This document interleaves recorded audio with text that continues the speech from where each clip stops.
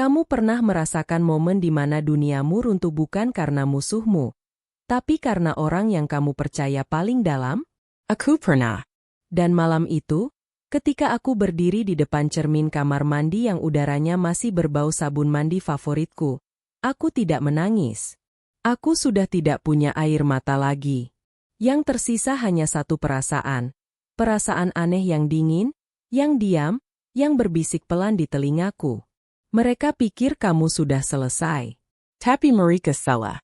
Namanya Ratna. Sahabatku sejak kelas 1 SMA.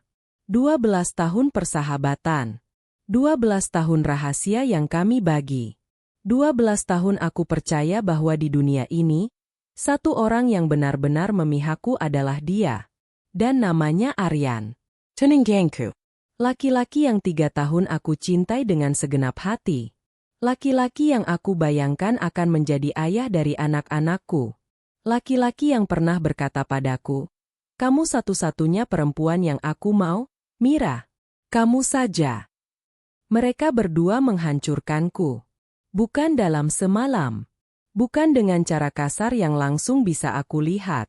Mereka menghancurkanku perlahan-lahan, dengan senyuman, dengan pelukan, dengan kata-kata manis yang ternyata semuanya bohong. Dan ketika mereka sudah merasa menang, ketika mereka sudah tertawa di atas keruntuhanku, mereka tidak tahu satu hal. Aku menyimpan semuanya. Setiap pesan, setiap foto, setiap bukti.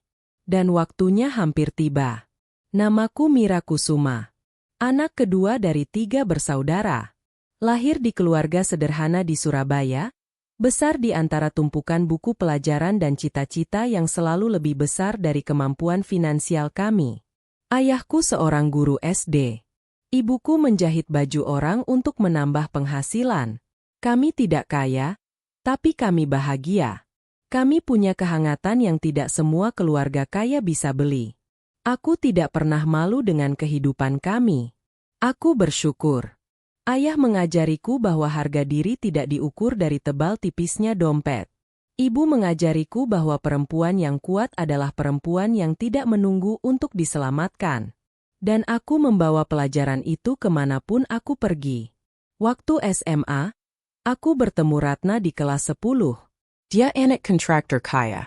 Rumahnya besar, mobilnya mewah, bajunya selalu keluaran terbaru.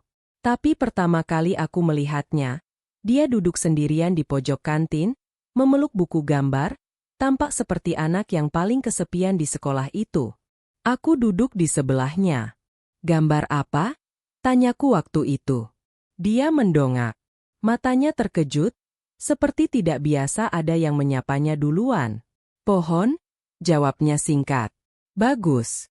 Tapi dahannya agak asimetris di sebelah kanan. Dia menatapku sebentar, lalu tertawa kecil. "Kamu jurusan seni?" Bukan. Aku cuma suka memperhatikan. Dan dari situlah semuanya dimulai. Persahabatan yang kukira akan bertahan seumur hidup. Persahabatan yang ternyata hanya bertahan selama aku tidak punya sesuatu yang dia inginkan. Kami beda sekali, aku dan Ratna. Dia ekspresif, suka tampil, suka jadi pusat perhatian. Aku lebih pendiam, lebih suka mengamati dari pinggiran. Dia impulsif. Aku hati-hati. Tapi justru perbedaan itulah yang membuat kami cocok. Kami melengkapi. Atau aku pikir begitu. Selama SMA, aku selalu ada untuk Ratna. Ketika orang tuanya bercerai di kelas 11, aku yang menemaninya menangis sampai subuh. Ketika dia patah hati pertama kali, aku yang menyediakan pundak dan es krim 2 liter. Ketika nilainya jeblok dan ayahnya marah besar, aku yang membantunya belajar setiap malam. Dan Ratna selalu bilang hal yang sama. "Mira, kamu satu-satunya yang benar-benar ngerti aku." Aku percaya. Bodohnya aku percaya. Kuliah, kami memilih kota yang berbeda. Aku dapat beasiswa di Jakarta, jurusan hukum. Ratna masuk desain komunikasi visual di Bandung, tentu saja karena ayahnya yang membayar. Tapi jarak tidak memutus kami. Kami video call hampir setiap minggu.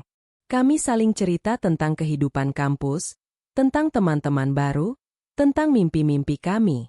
Dan di tahun kedua kuliah, aku menceritakan tentang Aryan, Arian Prasisia.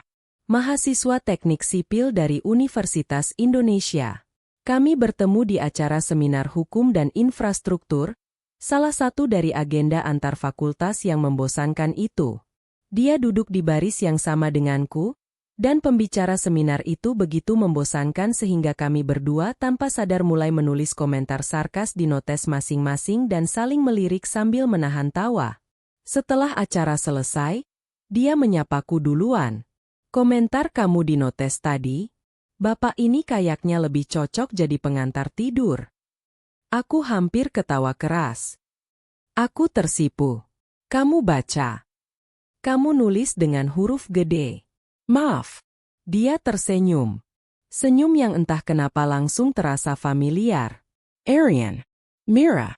Dan hari itu, tanpa aku rencanakan, sesuatu dimulai.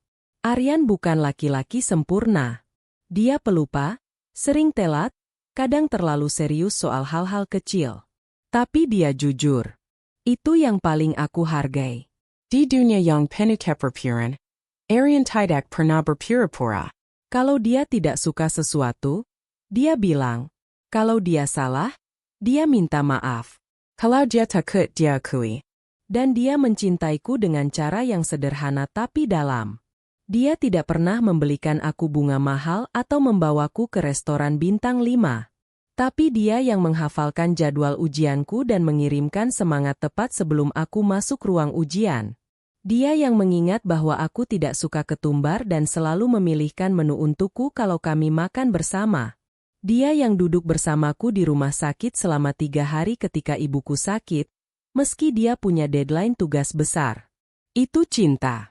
Cinta yang nyata. 3 tahun kami berpacaran. Lulus kuliah, kami sama-sama pindah ke Jakarta. Aku mulai bekerja di sebuah firma hukum kecil. Aryan bergabung dengan perusahaan konstruksi milik pamannya. Kami menyewa apartemen di kawasan yang sama meski unit berbeda, karena kami menghormati nilai-nilai yang kami pegang. Dan di ulang tahun ketiga hubungan kami, Aryan melamarku. Bukan dengan cincin berlian besar.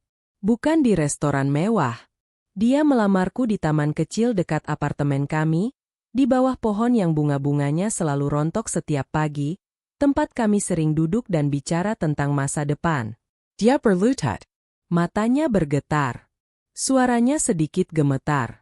"Mira, aku tahu aku bukan yang terkaya, bukan yang tertampan, bukan yang paling sempurna. Tapi aku berjanji, kamu tidak akan pernah meragukan cintaku. Mau kamu jadi istriku?" Aku menangis. "Iya," kataku. "Iya, Aryan." Cincin itu sederhana. Perak tipis dengan bata kessel berwarna biru. Tapi di mataku, itu paling indah di dunia. Aku menelepon Ratna malam itu juga. Rat. Aku dilamar. Aryan ngelamar aku. Ratna berteriak kegirangan di ujung telepon. Serius. Astaga Mir. Selamat. Kapan aku bisa ketemu dia? Aku harus lihat calon suami sahabatku. Kami tertawa bersama. Aku bahagia. Aku merasa hidupku sempurna. 1 bulan kemudian, Ratna pindah ke Jakarta. Dia mendapat pekerjaan di sebuah agensi desain besar di Kuningan. Dan tentu saja, dia langsung masuk ke dalam lingkaran kehidupanku dan Aryan. Kami sering makan malam bertiga. Nonton film. Jalan-jalan akhir pekan. Ratna dan Aryan pun cocok sebagai teman. Mereka sering berdebat soal hal-hal receh dengan semangat yang menggemaskan, sementara aku duduk di tengah sambil tertawa melihat mereka. Aku merasa beruntung. Punya tunangan yang mencintaiku. Punya sahabat yang hadir di hidupku. Aku tidak tahu bahwa di balik semua itu, sesuatu sedang tumbuh dalam gelap. Tanda pertama muncul sekitar 8 bulan setelah Ratna pindah ke Jakarta. Kami bertiga sedang makan malam di sebuah resto di Kemang. Ratna memesan pasta, aku memesan nasi goreng, Aryan memesan steak. Di tengah makan, ponsel Aryan bergetar. Dia melirik layar sebentar, lalu membalik ponselnya dengan cepat. Aku tidak terlalu memperhatikan waktu itu. Orang sering begitu, tapi kemudian, sepanjang malam itu, ada 2 kali lagi Aryan membalik ponselnya dengan cepat setiap kali ada notifikasi masuk. Dan setiap kali itu terjadi, ada sesuatu yang tidak bisa aku artikan di matanya. Sekilas, Summer. Aku menepis pikiran itu. Mungkin urusan kerja. Tapi malam itu, waktu kami sudah pulang dan aku berbaring di kasur, pikiran itu datang lagi. Helen. Bisikan kecil yang tidak mau diam. Kenapa dia membalik ponselnya? Aku menutup mata. Aku tidak mau jadi pacar yang posesif. Aku tidak mau jadi perempuan yang curiga tanpa alasan. Tapi bisikan itu tidak pergi. Minggu-minggu berikutnya, aku mulai memperhatikan hal-hal kecil yang tadinya tidak aku sadari. Aryan mulai sering pulang lebih larut dari biasanya, dengan alasan lembur. Padahal sebelumnya, dia hampir tidak pernah lembur. Dia mulai lebih sering melihat ponselnya. Terkadang ketika dia mengetik pesan, ada senyum kecil di sudut bibirnya yang aku tidak pernah lihat sebelumnya saat dia membaca pesan kerja. Dan Ratna mulai jarang menghubungiku duluan. Padahal sebelumnya dia yang paling sering kirim meme random jam 2 pagi. Dia yang paling sering tiba-tiba telepon hanya untuk cerita hal-hal tidak penting.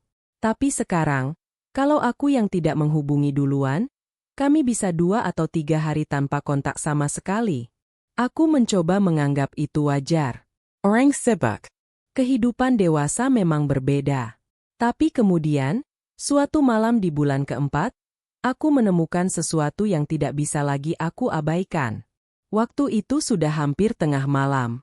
Aku baru selesai lembur mengerjakan berkas kasus, dan aku kirim pesan ke Aryan memberitahu bahwa aku sudah selesai dan akan ke apartemennya untuk mengambil buku yang aku titipkan.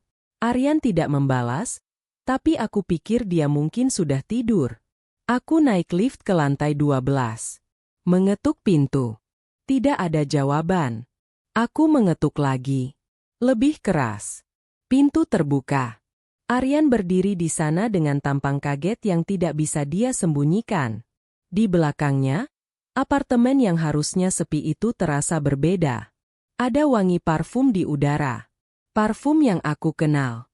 Parfum Ratna. Jantungku berhenti 1 detik. Mira? Kamu kenapa nggak bilang mau ke sini? Suara Aryan terdengar terlalu datar. Aku udah kirim pesan, kataku. Suaraku heran terdengar tenang, padahal di dalam dadaku ada badai yang tiba-tiba muncul. Ratna di sini. Aryan membuka pintu lebih lebar. Dan di sana, di sofa ruang tamu Aryan, Ratna duduk dengan segelas wine di tangannya. Dia melihatku. Dan selama sepersekian detik yang terasa seperti selamanya, ekspresinya adalah ekspresi yang tidak bisa aku lupakan sampai hari ini. Bukan kaget. Bukan malu. Ekspresinya datar. Hampir seperti sedang menunggu. Mira, katanya kemudian, dengan nada terlalu ceria. Aduh, aku nggak tahu kamu mau ke sini. Kita lagi ngobrolin proyek. Aryan kan kebetulan ngerti soal struktur bangunan. Aku butuh masukan buat presentasi klien. Penjelasan itu masuk akal. Sangat masuk akal. Terlalu masuk akal. Aku menatap Aryan. Dia tidak menatap mataku. Oh, kataku. Ok. Aku cuma mau ambil buku. Aku masuk, mengambil buku dari rak, dan keluar. Sepanjang itu, aku tidak menangis. Aku tidak marah. Aku hanya mencatat. Di dalam kepalaku, sesuatu mulai bergerak. Aku tidak langsung konfrontasi. Aku terlalu terlatih sebagai calon pengacara untuk bertindak tanpa bukti. Kamu tidak menuduh seseorang hanya berdasarkan parfum dan tatapan. Tapi aku mulai memperhatikan dengan cara yang berbeda sekarang. Lebih sistematis. Lebih dingin. Aku memperhatikan bagaimana Aryan menggambarkan pertemuannya dengan Ratna, untuk urusan kerja, itu berulang kali dalam berbagai percakapan, dengan cara yang terlalu konsisten, seolah sudah dilatih. Aku memperhatikan bagaimana Ratna mulai sering menyebut Aryan dalam percakapan kami dengan cara yang terasa terlalu familiar. Terlalu natural. Seperti seseorang yang sudah terbiasa memikirkan orang itu. Dan aku mulai memperhatikan sesuatu lagi. Aryan mulai berubah dalam hal kecil yang menyentuh. Dia masih baik padaku. Masih menyayangiku. Tapi ada jarak yang tumbuh perlahan. Ciuman yang terasa lebih singkat. Pelukan yang terasa lebih ragu. Percakapan yang terasa lebih di permukaan. Tidak lagi seperti dulu ketika kami bisa bicara sampai pagi tentang apa saja. Seolah dia masih bersamaku karena kebiasaan. Bukan karena pilihan.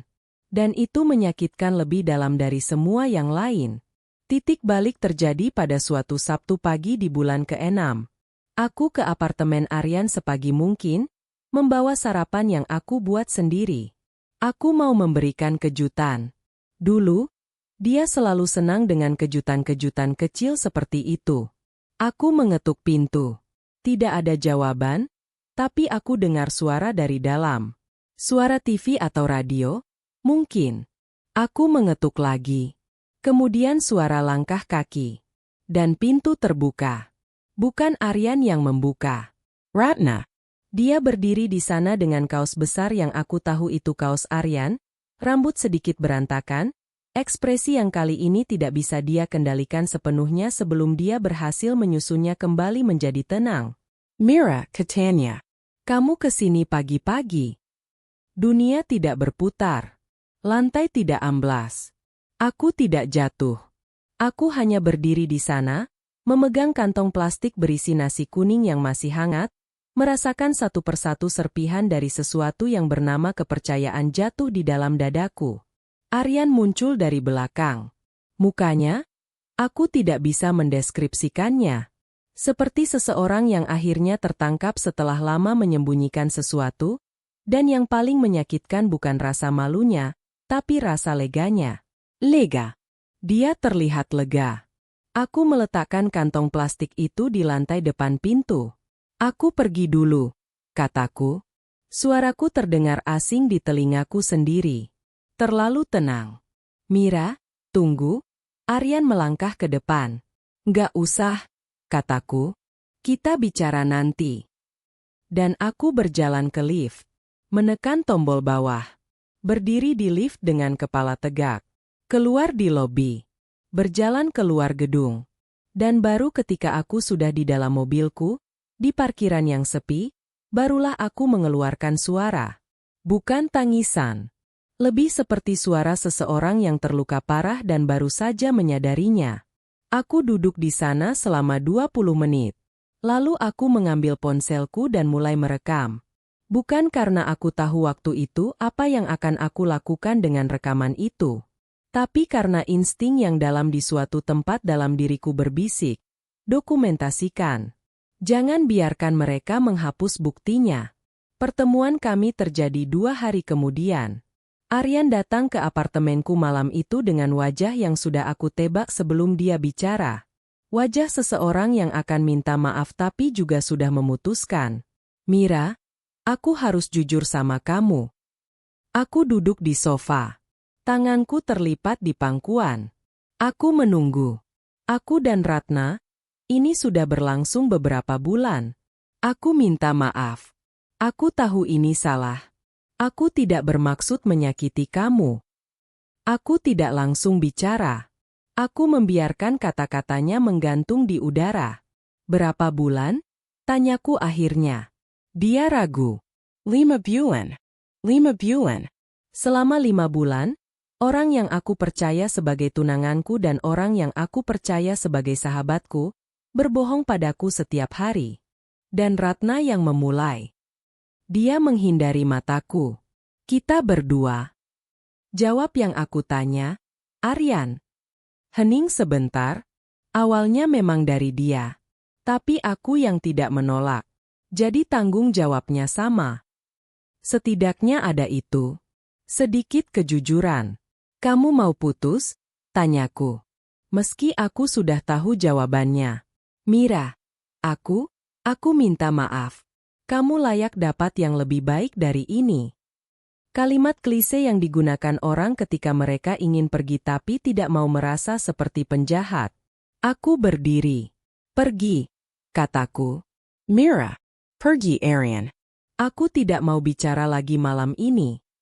Dia pergi. Dan aku mengunci pintu. Dan malam itu, untuk pertama kalinya dalam berbulan-bulan, aku menangis sampai habis. Bukan tangisan dramatis. Tangisan orang yang kelelahan.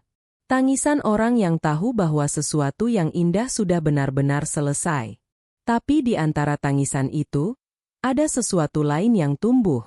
Sesuatu yang jauh lebih dingin dan jauh lebih bertekad. Aku tidak menghubungi Ratna hari itu. Tidak hari berikutnya. Aku ingin melihat apakah dia akan menghubungiku duluan. 3 hari berlalu. Tidak ada kabar dari Ratna. 4 hari. 5 hari. Di hari ke-6, sebuah pesan masuk dari nomor Ratna. Mir Mafia. Aku tahu ini menyakitkan. Tapi mungkin memang sudah jalannya. Kamu pasti bisa move on. Kamu perempuan kuat. Aku membaca pesan itu 3 kali. Kemudian aku screenshot. Mini Empanya. Kamu perempuan kuat.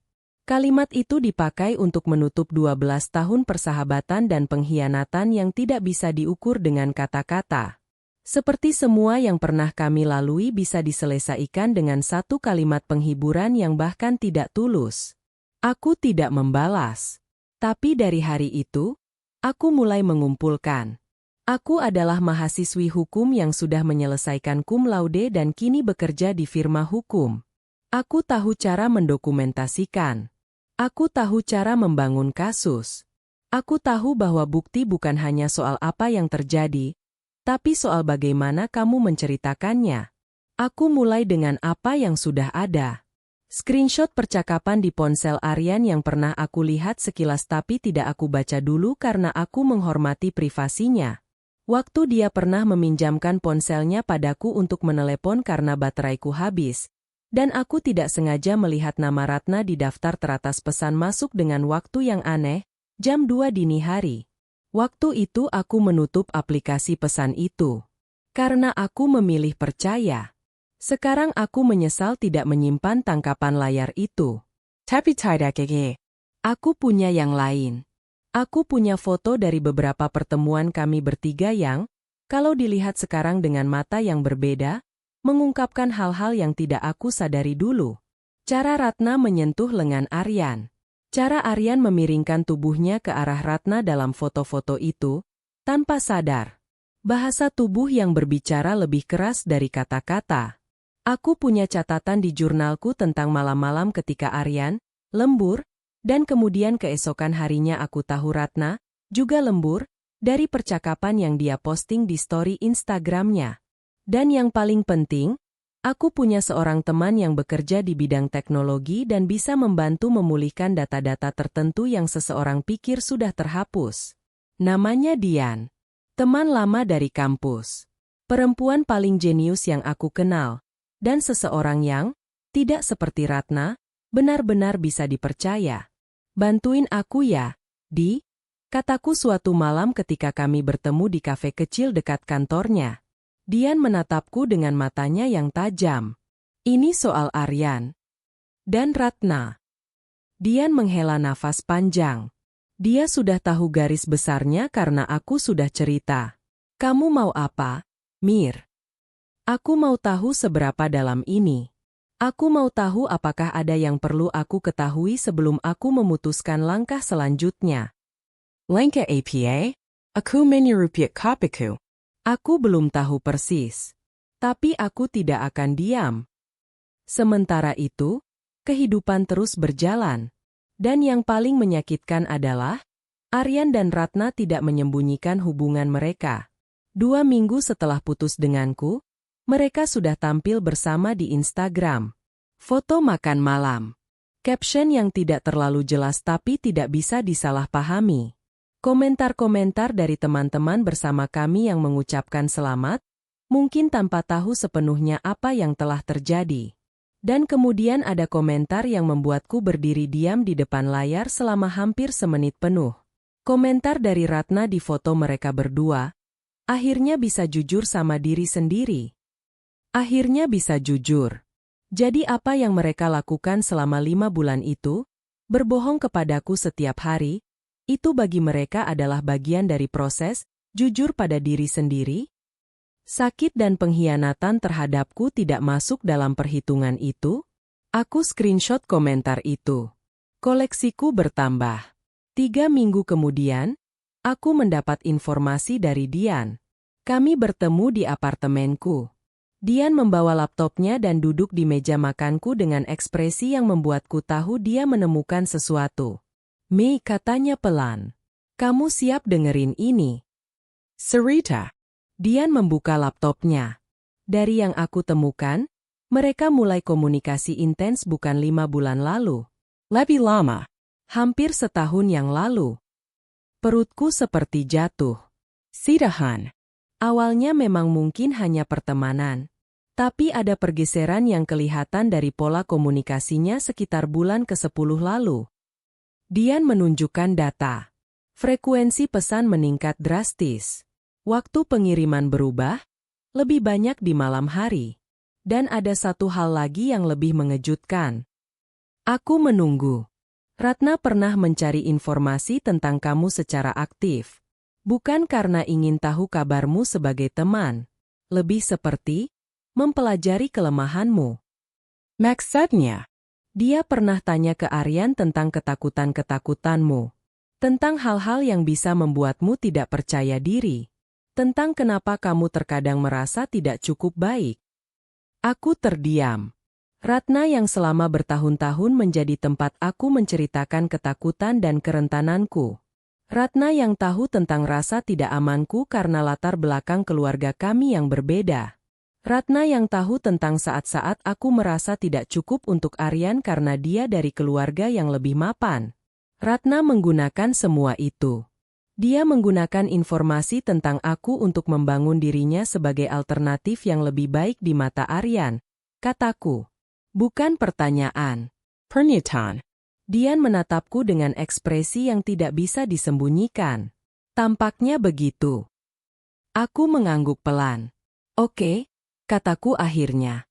Terima kasih, Di. Kamu baik-baik saja. Bilam. Tapi aku akan baik-baik saja.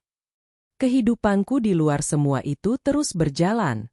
Dan satu hal yang tidak aku izinkan, tidak peduli seberapa sakit hatiku, adalah membiarkan sakit hati itu menghancurkan produktivitasku. Di kantor, aku terus bekerja keras. Lebih keras?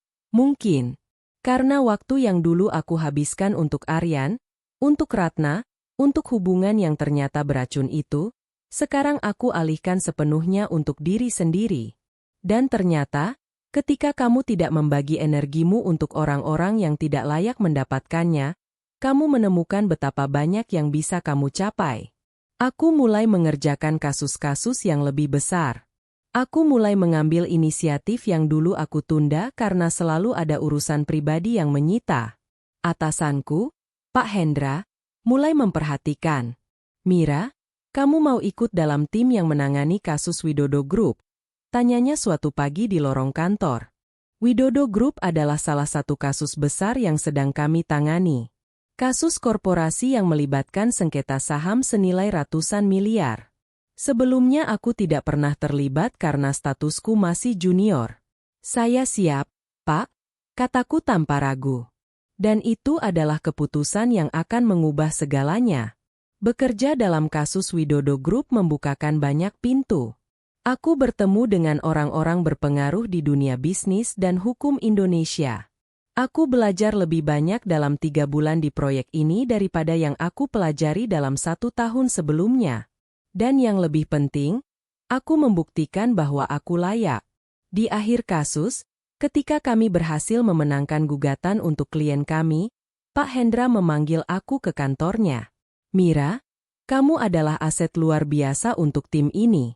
Aku mau menawarkan promosi.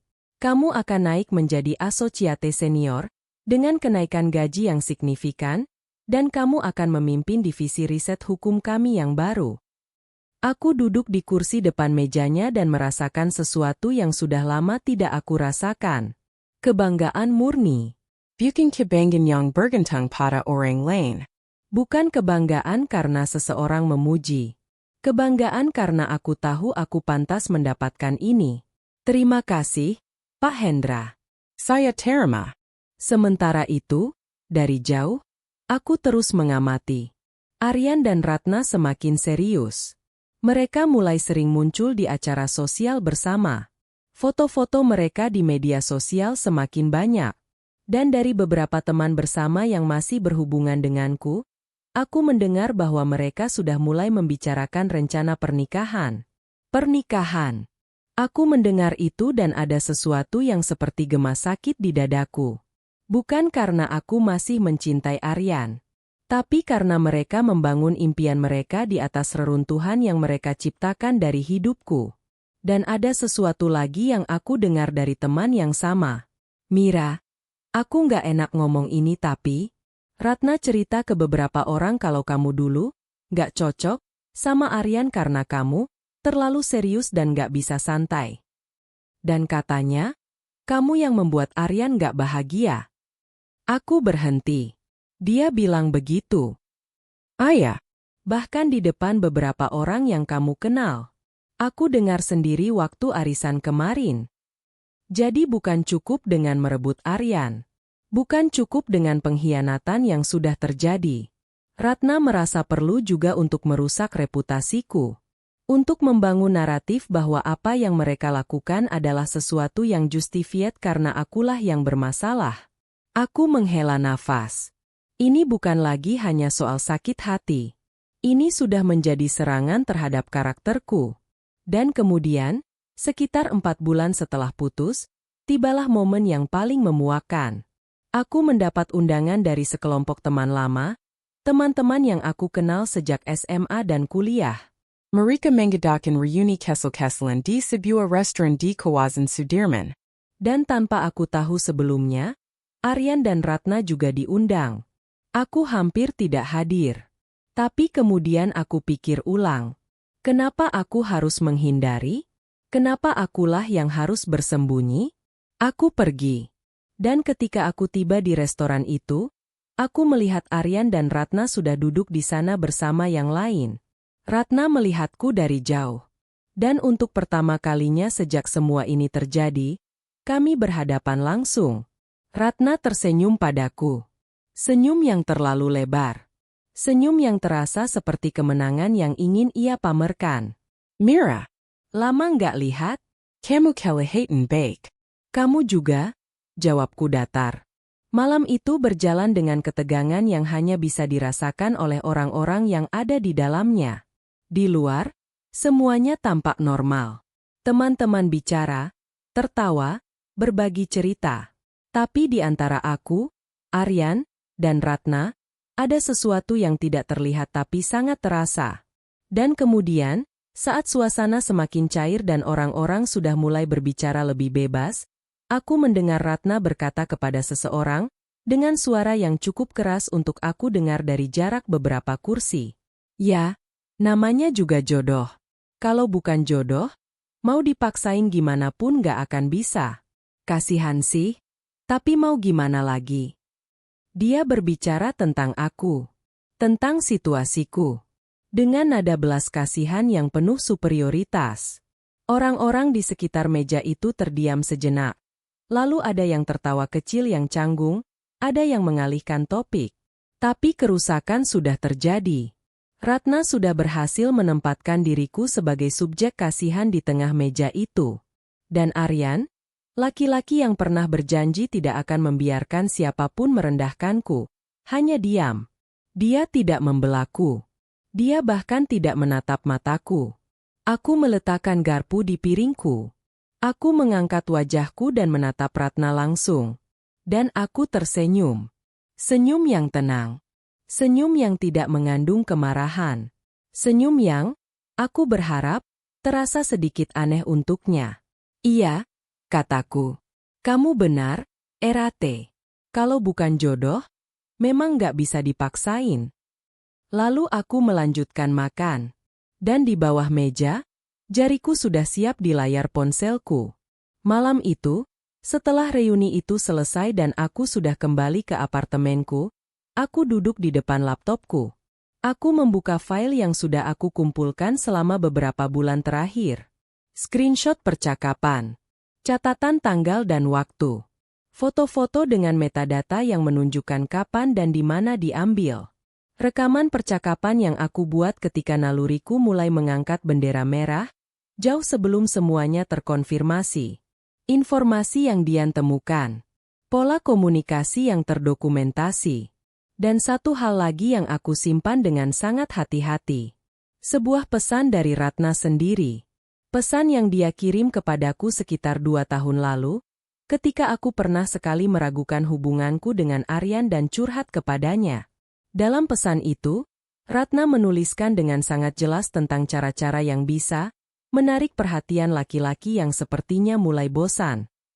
Waktu itu aku pikir dia sedang membantuku. Waktu itu aku pikir dia memberikan saran persahabatan. Sekarang aku membaca pesan itu dengan mata yang berbeda. Ratna bukan sedang membantuku. Ratna sedang mempelajari informasi tentang kondisi hubunganku. Dia sedang mencari celah. Dan dia mendapatkannya dari tanganku sendiri. Aku tidak melakukan apapun dengan semua bukti itu dulu. Bukan karena aku tidak tahu harus apa, tapi karena aku sedang membangun sesuatu yang lebih besar dulu. Dan waktunya harus tepat. Ada pepatah yang aku suka. Balas dendam yang terbaik adalah keberhasilan. Tapi aku percaya pada tambahan yang jarang orang sebut. Keberhasilan yang disaksikan oleh orang-orang yang pernah meremehkanmu. Jadi aku terus bekerja. 4 bulan setelah promosi, aku mendapat kesempatan luar biasa. Firma kami bekerja sama dengan sebuah kantor hukum internasional yang berbasis di Singapura untuk menangani kasus lintas batas. Dan Pak Hendra merekomendasikan aku sebagai salah satu dari 2 perwakilan dari pihak kami. Aku terbang ke Singapura untuk pertama kalinya dalam hidupku, bukan sebagai turis, tapi sebagai profesional yang diundang karena kemampuannya. Selama 2 minggu di sana, aku bekerja keras, membuktikan diri, dan membangun jaringan. Aku bertemu dengan orang-orang yang akan membuka pintu-pintu lain. Dan ketika aku kembali ke Jakarta, aku membawa sesuatu yang tidak aku antisipasi. Tawaran bergabung dengan kantor internasional itu sebagai konsultan tamu untuk proyek-proyek tertentu. Kehidupanku mulai berubah bentuk. Bukan karena aku kaya mendadak atau tiba-tiba menjadi terkenal. Tapi karena aku mulai menjadi orang yang tidak bisa diabaikan dalam lingkaran profesionalku. 6 bulan berlalu. Aryan Dan Ratna mengumumkan pertunangan mereka. Aku melihat fotonya di Instagram. Ratna dengan cincin berlian besar di jarinya. Senyum mengembang sempurna. Aryan di sampingnya dengan ekspresi yang aku tidak bisa baca dengan tepat dari foto itu. Ratusan komentar ucapan selamat. Foto yang diambil di restoran mewah, lilin-lilin kecil di meja, latar belakang kota yang bercahaya. Aku melihat foto itu. Dan aku menutup Instagram. Aku tidak menangis. Tidak marah. Ada sesuatu yang terasa, mungkin duka yang sudah aku proses jauh-jauh hari, mungkin rasa sakit yang sudah berubah menjadi sesuatu yang lebih keras, lebih padat, lebih tangguh. Aku menutup laptop dan pergi ke gym. Menghabiskan 1 jam berlatih. Pulang. Mandi. Makan malam. Membaca buku sebelum tidur. Dan keesokan harinya, aku pergi ke kantor dan bekerja lebih keras dari sebelumnya. Yang terjadi selanjutnya adalah sesuatu yang tidak aku rencanakan. Tapi seolah alam semesta memutuskan untuk mempercepat segalanya. 3 minggu setelah pengumuman pertunangan Aryan dan Ratna, aku berada di sebuah acara networking hukum yang diselenggarakan oleh Ikatan Advokat Indonesia. Bukan acara yang biasanya aku hadiri, tapi Pak Hendra memintaku mewakili firma karena dia berhalangan hadir. Di sana, aku bertemu dengan seseorang bernama Pak Bayu Santoso. Usianya sekitar 40 tahun, salah satu partner senior di salah satu firma hukum terbesar di Indonesia. Kami berbicara tentang tren hukum korporasi, tentang tantangan yang dihadapi firma-firma kecil, tentang kemungkinan kolaborasi. Tapi yang lebih penting dari percakapan itu, aku bertemu juga dengan Ibu Laras, seorang entrepreneur perempuan yang sudah membangun kerajaannya sendiri di bidang properti. Perempuan yang energinya luar biasa, yang berbicara tentang dunia bisnis dengan cara yang membuatmu ingin mendengarkan terus. Dan Ibu Laras ini, ternyata, adalah tante dari seseorang yang sangat penting dalam cerita ini. Keponakanku bekerja di firma yang sama denganmu dulu, sebelum pindah ke Singapura, kata Ibu Laras dalam percakapan kami. Arian Persicia. Kamu kenal. Aku menghentikan gerakan tanganku yang sedang mengangkat gelas.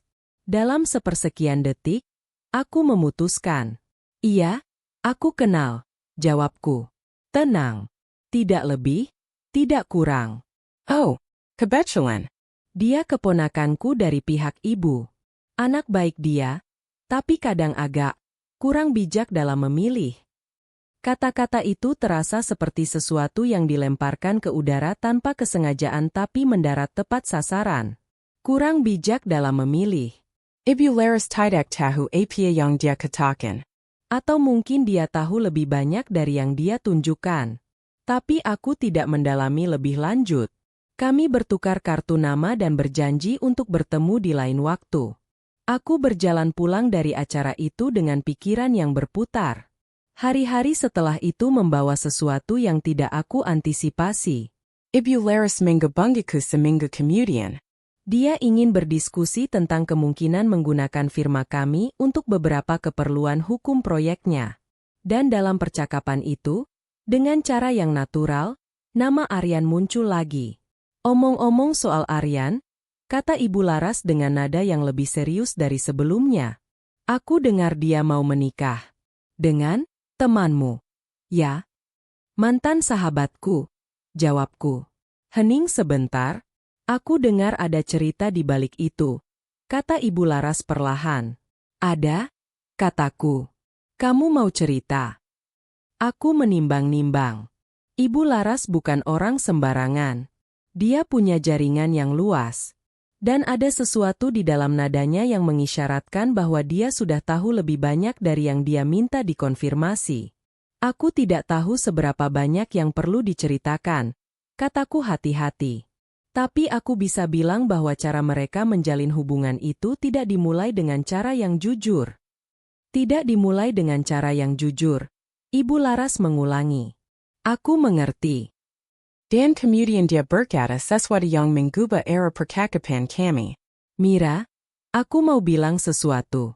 Bukan sebagai seseorang yang punya kepentingan, tapi sebagai perempuan yang sudah banyak melihat dunia ini. Suaranya serius. Keluargaku sudah mendengar kabar tentang pertunangan Aryan ini. Dan ada beberapa anggota keluarga, termasuk orang tuanya, yang tidak tahu latar belakang bagaimana hubungan itu dimulai. Mereka hanya tahu versi yang Aryan dan gadis itu ceritakan. Versi apa yang mereka ceritakan? Bahwa kamu dan Aryan sudah tidak cocok sejak lama dan sudah mau putus sebelum dia dan gadis itu dekat. Aku menghela nafas pelan. Jadi mereka tidak hanya berbohong padaku. Mereka juga sudah menyusun narasi untuk keluarga.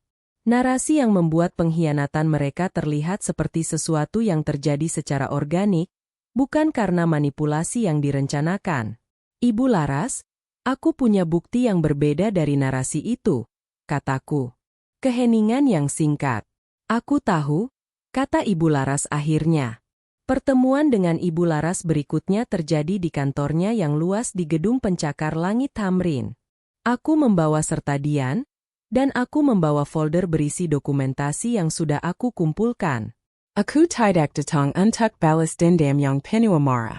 Aku datang dengan cara yang rapi, terstruktur, dan profesional.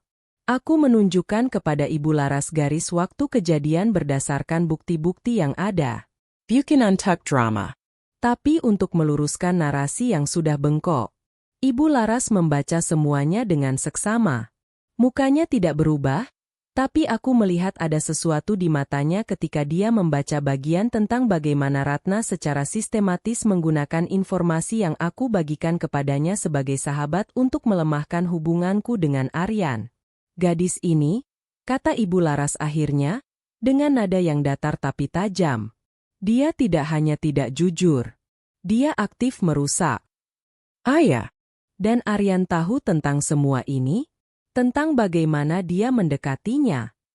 Sepertinya sebagian. Tapi aku tidak tahu seberapa banyak yang dia pilih untuk tidak tahu. Ibu Laras menutup folder itu. Keluargaku perlu tahu ini sebelum pertunangan ini menjadi sesuatu yang lebih resmi, katanya. Bukan karena aku ingin menghancurkan siapapun. Tapi karena keluargaku berhak membuat keputusan berdasarkan informasi yang benar. Aku mengangguk. Dan Mira, kata Ibu Laras, menatapku langsung. Kamu anak yang kuat. Apa yang mereka lakukan padamu tidak adil. Tapi kamu tidak hancur karenanya. Aduh kelihatan sekali. Aku tidak tahu kenapa kalimat itu justru yang membuat mataku sedikit panas, setelah semua yang sudah aku lalui. Mungkin karena itu pertama kalinya seseorang melihat kekuatanku bukan sebagai instrumen untuk dimanfaatkan, tapi sebagai sesuatu yang layak untuk dihormati. Terima kasih, Bu Laras. Apa yang terjadi setelah pertemuan itu? Aku tidak hadir secara langsung. Tapi ceritanya sampai padaku dari berbagai arah. Ibu Laras berbicara dengan Ibu Aryan, adik kandungnya. Dia tidak bicara dengan cara yang dramatis atau penuh emosi. Dia bicara dengan cara yang lebih mengkhawatirkan bagi semua pihak, dengan fakta dan pertanyaan yang tepat. Ibu Aryan, yang selama ini hanya mendengar versi yang sudah disusun rapi, tiba-tiba menghadapi gambar yang jauh lebih kompleks. Dan menjadi seseorang yang sangat tahu karakter anaknya, dia tahu ada yang disembunyikan. Konfrontasi antara Ibu Aryan dan Aryan terjadi di rumah keluarga mereka, dari cerita yang kemudian sampai padaku lewat jalur yang berbeda. Aryan tidak bisa mempertahankan narasinya ketika dihadapkan dengan pertanyaan yang spesifik dan bukti yang mendetail. Yang kemudian terjadi di antara Aryan dan Ratna, aku tidak tahu persis. Yang aku tahu adalah, 2 minggu setelah pertemuan itu, tidak ada lagi foto bersama di Instagram Ratna. Dan 3 minggu setelah itu, foto profil Ratna berubah kembali menjadi foto tunggal. Pertunangan yang sedang direncanakan itu tidak jadi diumumkan secara resmi. Aku tidak merasa senang yang meledak-ledak ketika mendengar itu. Aku merasa tenang. Seperti ketika kamu akhirnya meletakkan sebuah beban yang sudah lama kamu bawa, dan kamu baru menyadari betapa lelahnya kamu selama ini. Bukan kemenangan yang berteriak-teriak. Lebih seperti ketelan yang berbisik. Tapi cerita ini belum selesai. Karena kejadian terbesar datang bukan dari keruntuhannya mereka. Kejadian terbesar datang dari naiknya aku. 2 bulan setelah semua itu, firma hukum kami mendapatkan salah satu kasus terbesar dalam sejarahnya. Kasus sengketa korporasi yang melibatkan beberapa perusahaan besar dan jumlah yang bikin kepala pusing. Dan Pak Hendra, yang sudah melihat perkembanganku selama setahun terakhir, memutuskan untuk menaruhku sebagai salah satu lead attorney dalam kasus ini. Mira, ini bukan posisi yang mudah. Tekanannya besar. Ekspektasinya tinggi. Tapi aku percaya kamu bisa. Saya siap, Pak. Dan aku siap. 3 bulan aku tenggelam dalam kasus itu. Aku bekerja dengan tim yang solid, dengan jam kerja yang panjang, dengan tantangan yang terus datang. Ada momen-momen ketika aku ingin menyerah. Ada hari-hari ketika kelelahan terasa merayap ke tulang-tulangku. Ada malam-malam ketika aku duduk di kantor sampai tengah malam, mengoreksi dokumen, menyiapkan argumen, memastikan tidak ada yang terlewat. Tapi aku tidak menyerah.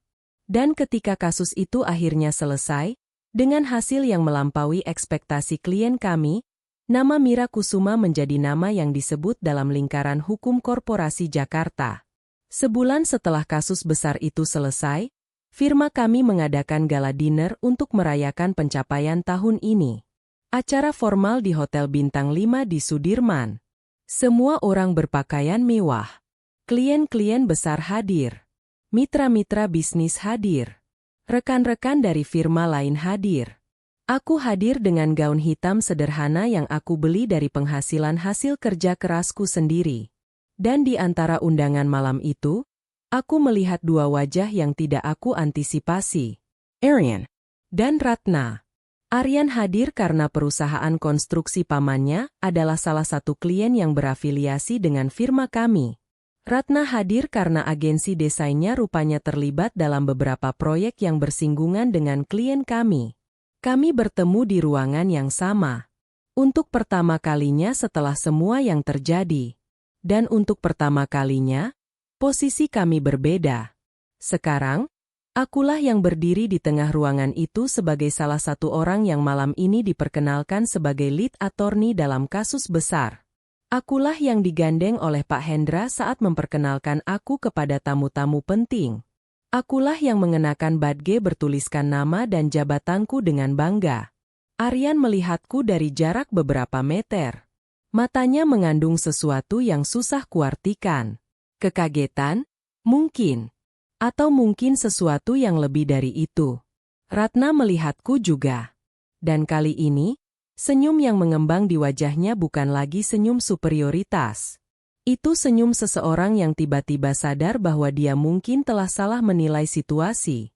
Aku menyapa mereka berdua dengan senyum yang sopan dan tulus. Ratna Arian. Apa kabar? Baik, kata Ratna. Suaranya tidak lagi mengandung nada kemenangan itu. Bagus. Selamat menikmati malamnya. Dan aku berlalu. Karena ada orang-orang penting yang ingin berkenalan denganku, dan malam ini bukan malam untuk membuang waktu pada masa lalu. Malam itu berlalu dengan indah. Aku berbicara dengan Pak Bayu Santoso dari firma besar itu, yang ternyata mengingat pertemuan kami dari acara networking beberapa bulan lalu. Aku berbicara dengan beberapa direktur korporasi yang menyatakan minat untuk bekerja sama. Aku berbicara dengan Ibu Laras yang juga hadir dan memberikan senyum kecil yang penuh arti ketika melihatku di tengah ruangan. Dan di satu titik, ketika aku sedang berdiri di tepi ruangan dengan segelas jus jeruk di tangan, mengirim mata ke seluruh ruangan dengan tenang, Aryan menghampiriku. Tidak ada Ratna bersamanya. Dia berdiri di sampingku, menatap ke depan, bukan ke arahku. Mira, katanya pelan. Arian. Keheningan yang bukan canggung, tapi penuh. Kamu terlihat berbeda, katanya akhirnya. Berbeda bagaimana? Lebih kuat. Lebih tenang. Aku tidak berubah, Aryan. Aku hanya jadi lebih diriku sendiri. Dia mengangguk pelan. Dan kemudian, dengan suara yang lebih pelan lagi. Aku minta maaf, Mira. Sanggup. Apa yang aku lakukan padamu, itu salah.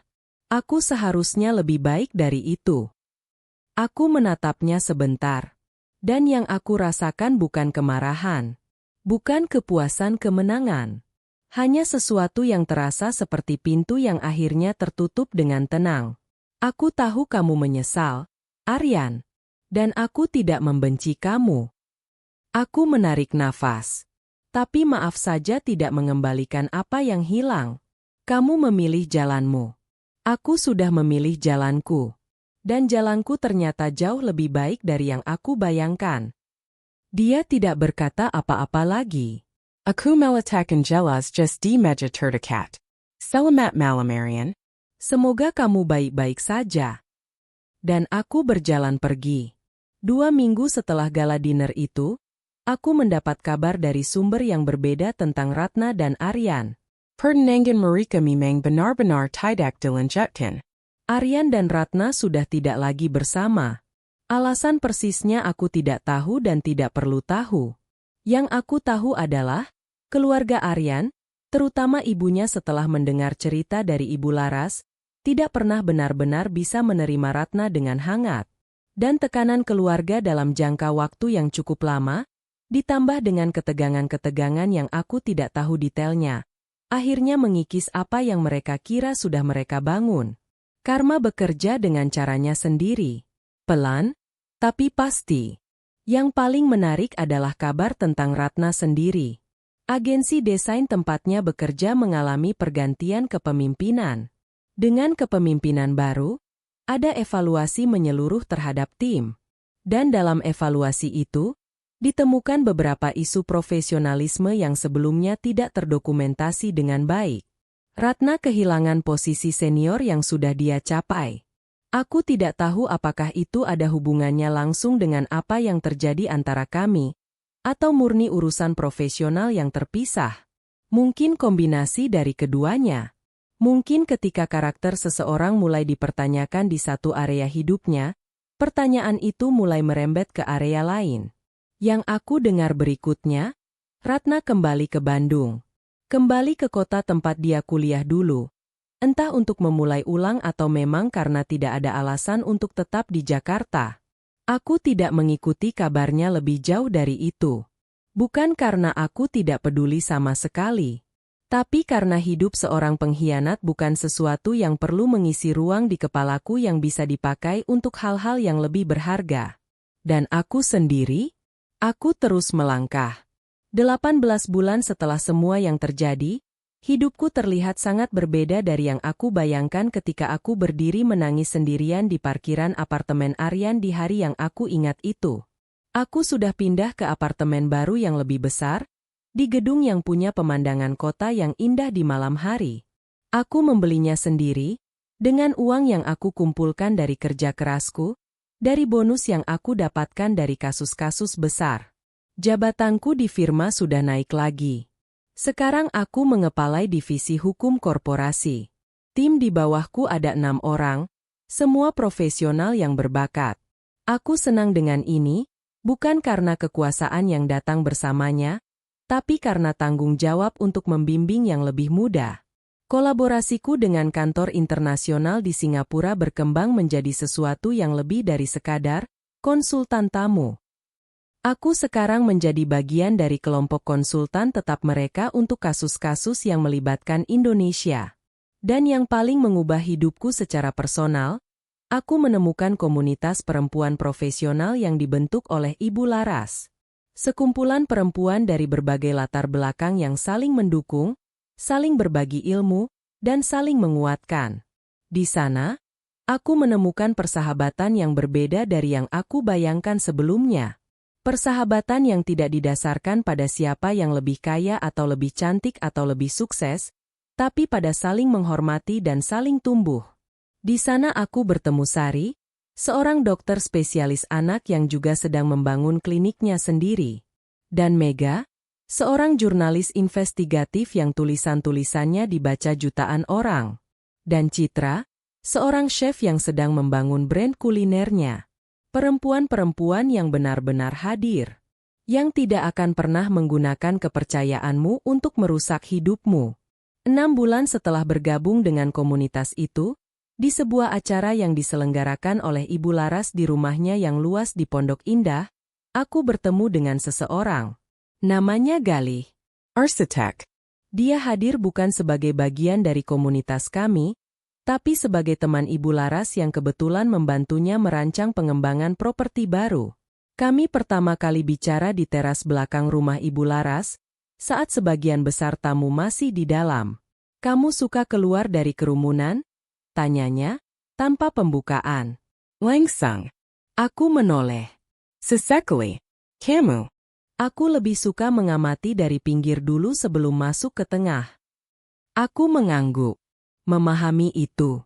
Arsitek kebiasaan mengamati ruang sebelum masuk ke dalamnya. Dia tersenyum. Senyum yang tidak berlebihan. Atau mungkin aku cuma introvert yang tidak mau mengakui. Aku tertawa. Dan itu adalah tawa pertama yang terasa benar-benar bebas yang aku ingat dalam waktu yang lama. Aku tidak akan bercerita tentang Galih secara panjang lebar, karena cerita itu masih berjalan dan belum saatnya untuk diceritakan seluruhnya.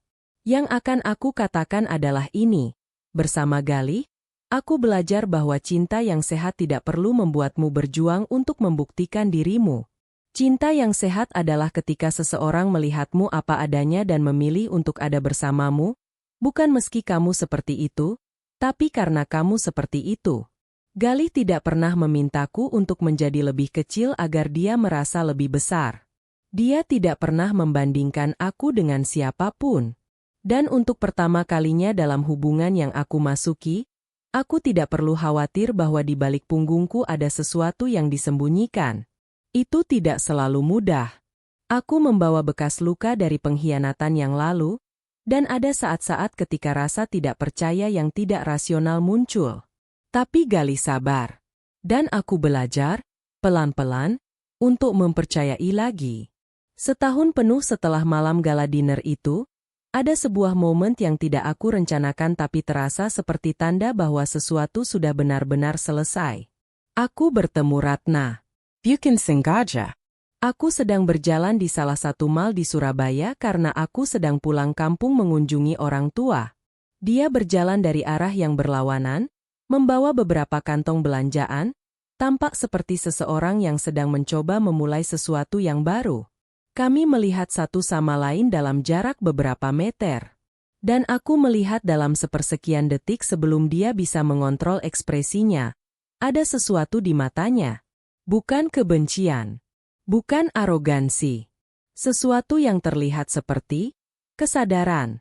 Mungkin penyesalan. Mungkin hanya rasa canggung yang dalam. Aku berjalan mendekatinya. Ratna. Mira. Suaranya datar. Hati-hati. Kamu baik-baik saja? Tanyaku. Dia terkejut dengan pertanyaan itu. Jelas tidak mengantisipasi aku bertanya dengan tulus. Lumayan. Kamu. Aku baik.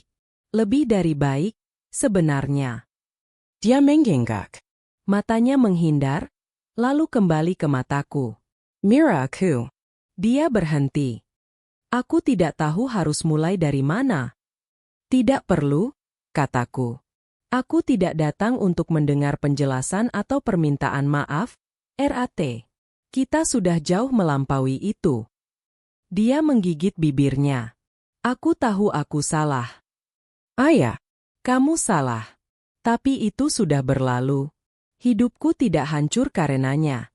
Justru sebaliknya. Dia tidak bicara. Aku harap kamu menemukan jalan yang baik untuk hidupmu, RAT. Sungguh. Dan aku melanjutkan langkahku. Bukan karena aku pura-pura baik-baik saja. Tapi karena aku memang benar-benar sudah melewati itu. Karena kemarahanku sudah bertransformasi menjadi sesuatu yang lebih berguna. Tekad, kerja keras, dan keberhasilan yang sekarang menjadi fakta yang tidak bisa dibantah. Beberapa minggu kemudian, kembali di Jakarta, aku duduk di balkon apartemenku malam itu. Kota yang berkilau di bawahku. Kopi panas di tanganku. Angin yang kekap sejak untuk membuat kebeda duduk di sini. Aku memikirkan perjalanan 2 tahun terakhir. Aku memikirkan malam di parkiran itu, ketika duniaku terasa runtuh. Aku memikirkan semua pilihan kecil yang aku buat setelah itu. Pilihan untuk tidak hancur. Pilihan untuk terus bekerja. Pilihan untuk mendokumentasikan dengan cermat bukan untuk balas dendam yang kasar. Tapi untuk memastikan kebenaran tidak terkabar begitu saja. Pilihan untuk membangun hidupku dari fondasi yang lebih kokoh. Dan aku tersenyum. Bukan senyum superioritas. Bukan senyum kemenangan yang tergesa-gesa. Senyum seseorang yang akhirnya menemukan kembali dirinya sendiri. Ada satu hal yang ingin aku ceritakan yang belum aku sebutkan, tentang kedua orang tuaku. Ketika semua itu terjadi, aku tidak langsung menceritakan semuanya kepada mereka. Aku tidak ingin mereka khawatir. Aku tidak ingin mereka merasakan sakitku lebih dalam dari yang perlu. Tapi suatu hari, ketika aku sedang pulang kampung dan kami duduk di ruang makan yang sederhana itu, ibu yang biasa pendiam tiba-tiba berkata sesuatu yang tidak aku sangka. Mira, ibu tahu kamu sudah melewati sesuatu yang berat. Aku menatapnya. Ibu tidak tahu detailnya. Tapi ibu lihat dari caramu bicara lewat telepon, caramu menahan sesuatu.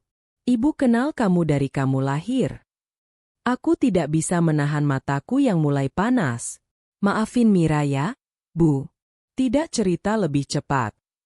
Ibu menggeleng. Kamu tidak perlu minta maaf. Kamu kuat. Nak, ibu bangga sama kamu. Bukan karena jabatanmu atau penghasilanmu. Tapi karena kamu tidak hancur. Banyak orang yang di posisimu, yang dikhianati orang-orang yang dicintai, mereka hancur. Tapi kamu tidak. Dan itu bukan kebetulan. Itu karena fondasi yang sudah dari dulu ada di dalam dirimu. Ayah yang dari tadi diam, mengangkat matanya dari korannya. Harga diri tidak diukur dari tebal tipisnya dompet. Nak, ayah masih ingat ngomong itu ke kamu waktu kamu kecil. Masih ingat, ya? Dan kamu hidup itu. Itu yang bikin ayah bangga. Aku menangis. Bukan tangisan sedih. Tangisan yang terasa seperti air hujan setelah kemarau panjang. Kembali ke malam di balkon itu. Aku memikirkan semua itu dan aku sadar satu hal yang mungkin tidak selalu mudah untuk disadari ketika kita sedang dalam gelap. Pengkhianatan yang dilakukan Ratna dan Aryan terhadapku, sesakit apapun itu, adalah salah satu hal yang, meski tidak sengaja, mendorong aku ke versi terbaik diriku. Bukan karena sakit itu baik untuk dirasakan.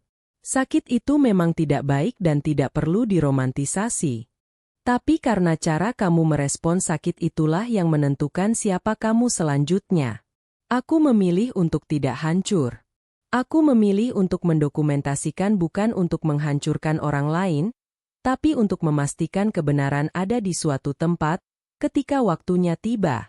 Aku memilih untuk membangun diri sendiri bukan dari kepahitan, tapi dari tekad. Dan hidup, yang terkadang terasa tidak adil, ternyata juga punya cara untuk mengoreksi dirinya sendiri. Malam itu, ponselku bergetar. Pesan dari Galih. Kamu di balkon lagi? Langitnya bagus malam ini. Aku tersenyum. Mengetikkan balasan, iya. Sedang merenung. Renungan yang baik atau yang berat? Aku menatap kota yang berkilau di bawah, dan langit yang memang bagus malam ini, dengan bintang-bintang yang entah kenapa lebih kelihatan dari biasanya. Yang baik, aku mengetik. Aku lagi bersyukur. Beberapa detik kemudian dia membalas. Hanya 2 kata. Tapi 2 kata yang terasa tepat. Aku juga. Ini bukan cerita tentang balas dendam yang kasar. Ini bukan cerita tentang kemarahan yang meledak-ledak atau kerusakan yang aku ciptakan untuk orang-orang yang menyakitiku. Ini cerita tentang perempuan yang memilih untuk tidak hancur. Yang memilih untuk mendokumentasikan kebenaran dengan tenang. Yang memilih untuk membangun hidupnya dari bawah, dengan tangannya sendiri. Yang memilih untuk membiarkan keadilan bekerja dengan caranya sendiri. Dan yang akhirnya menemukan bahwa hidup yang kamu bangun dengan kejujuran dan kerja keras, jauh lebih indah dan jauh lebih kokoh dari apapun yang bisa direbut orang lain darimu. Ratna merebut tunanganku. Aryan meninggalkanku. Mereka menertawakanku di depan orang-orang yang kukenal. Tapi mereka tidak tahu bahwa aku menyimpan bukti pengkhianatan itu. Bukan untuk menghancurkan mereka dalam cara yang kasar dan dramatis. Tapi untuk memastikan bahwa kebenaran ada. Bahwa apa yang terjadi benar-benar terjadi. Bahwa versi yang mereka susun tentang diriku tidak menjadi satu-satunya narasi yang tersisa. Dan ketika waktunya tiba, kebenaran itu menemukan jalannya sendiri. Seperti air yang selalu menemukan celah untuk mengalir. Kepada siapapun yang membaca cerita ini dan merasa pernah berada di posisi yang sama, dikhianati oleh orang yang kamu percaya paling dalam, ditinggalkan oleh orang yang kamu cintai dengan sepenuh hati, ditertawakan ketika kamu sedang di titik terendahmu. Jangan hancur. Dokumentasikan. Bukan untuk membalas dengan kasar, tapi karena kebenaran adalah milikmu dan tidak boleh diambil. Bangun dirimu. Bukan untuk membuktikan kepada mereka, tapi untuk membuktikan kepada dirimu sendiri bahwa kamu mampu. Dan percayalah bahwa hidup, meski tidak selalu adil di waktu yang kamu inginkan, pada akhirnya punya cara untuk menyeimbangkan dirinya.